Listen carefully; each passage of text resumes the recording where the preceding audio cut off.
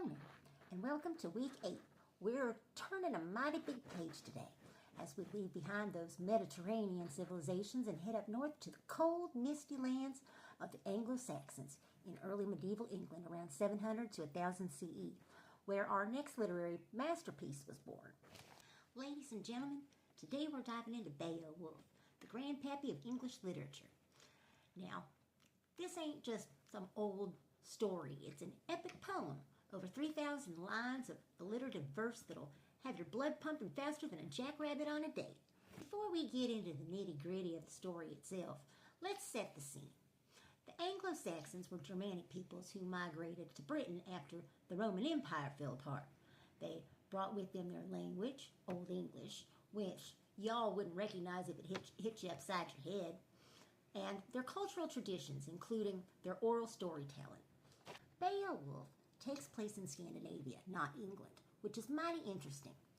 It's set among the Danes and the Geats. That's in modern-day Denmark and Sweden.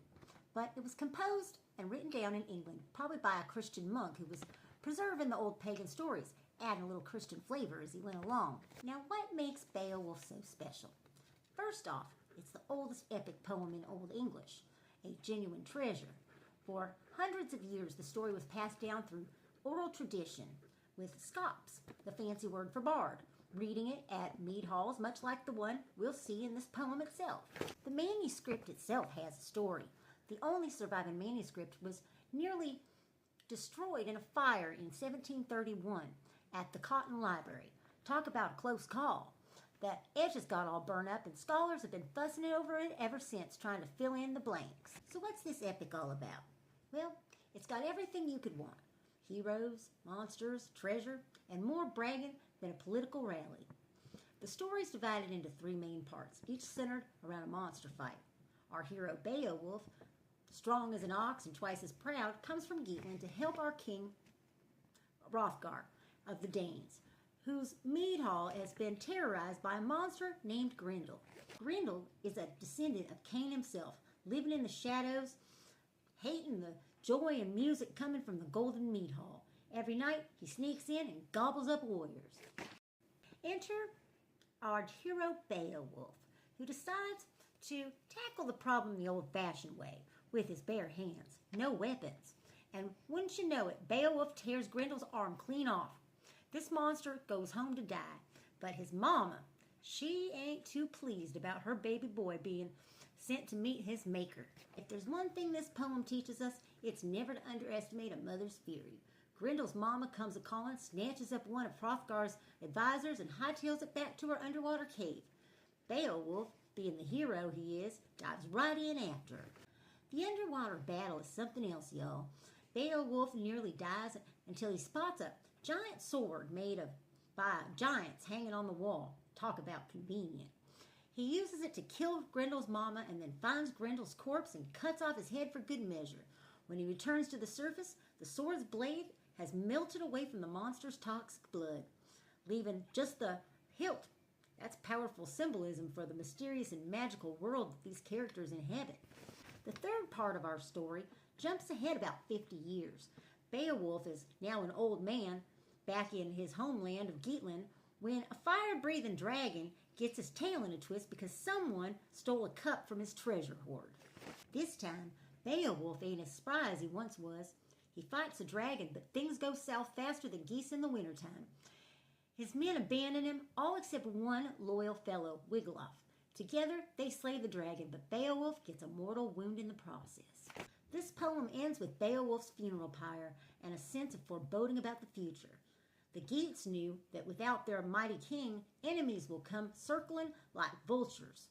It's a bittersweet ending that reminds us all about the temporary nature of earthly glory. Now, what makes this poem so dang special ain't just the monster fight in action. It's the way it captures the Anglo-Saxon heroic core. This idea that loyalty to your lord, personal glory through brave deeds, and the importance of generosity from kings to their warriors. We see this in the way Beowulf seeks fame, and how Hrothgar rewards his men with gold rings, and in how a good leader is called a ring giver. There's also this beautiful tension in the poem between pagan Germanic traditions, and Christian influences. The original story likely came from pagan oral tradition, but the version we have was written down by a Christian scribe. You can see it in references to Cain and Abel, to God's judgment, and all mixed in with very non-Christian ideas about fame, vengeance, and word, their concept of fate or destiny. Y'all might be wondering, why should we care about this old poem with monsters and warriors from a culture so different from our own? Well, I'll tell you why.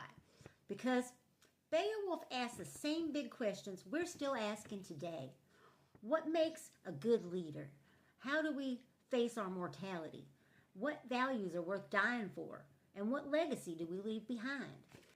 And let me tell you about the poetry. Even in translation, you can get a feel for the original's power. In Old English, it doesn't use rhyme like we're used to. Instead, it uses all alliteration, where multiple words start with the same sound, and a caesura, which is just a fancy way of saying a pause in the middle of the line. Now, another thing that makes Beowulf so special is its use of kennings, those compressed metaphors that paint a picture.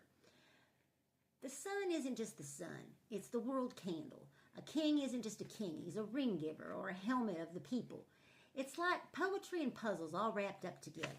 As we read Beowulf, I want y'all to pay special attention to these heroic values. Prowess in battle, loyalty to one's lord and kinsman, generosity, honor and fame, and courage in the face of fate. These values define what it meant to be a good warrior, a good king, a good man in Anglo-Saxon society, and the poem constantly asks, can these values stand against the forces of chaos, age, and death?